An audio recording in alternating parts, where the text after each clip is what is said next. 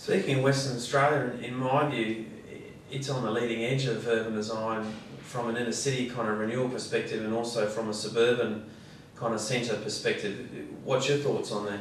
Well, certainly the East Perth redevelopment was a very successful program. It was a terrific program.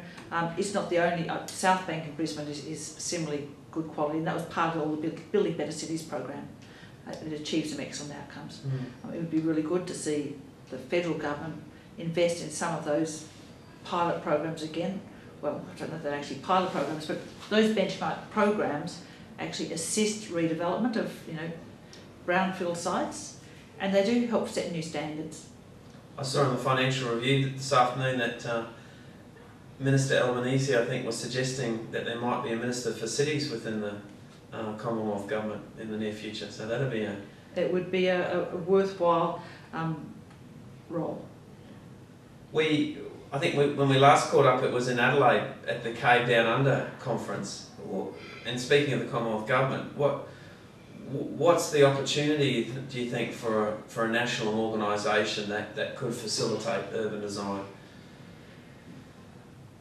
I don't know that a national organisation facilitates urban design, but I think through the Major Cities Unit, I know the Major Cities Unit to date have looked at urban design as a key component of city development or city redevelopment, and I think that that's very important. So it's not merely planning, it's looking at how do you develop cities in all of the rich aspects. We do need, I think, some more spokespeople who understand urban design and how that can contribute, but whether it's actually a federal government role or whether it's state governments, I think probably state government is a better level for it to be at. It has to be integrated with the federal government initiatives, but at the state level is probably more locally appropriate and effective than managing something like that out of Canberra.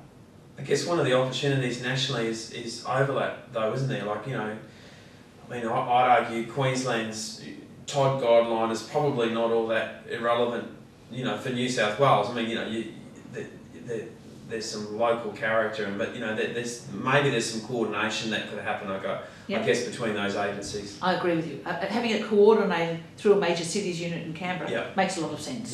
So that everyone and to be quite honest, in my experience, things aren't that different state by state. One state might call it a TOD program. In New South Wales, they'll still call it a neighbourhood centre or sort of regional centres, and integrated centres policy is more or less the same as a TOD program. And there are a lot of parallels and lessons to be learnt from each state.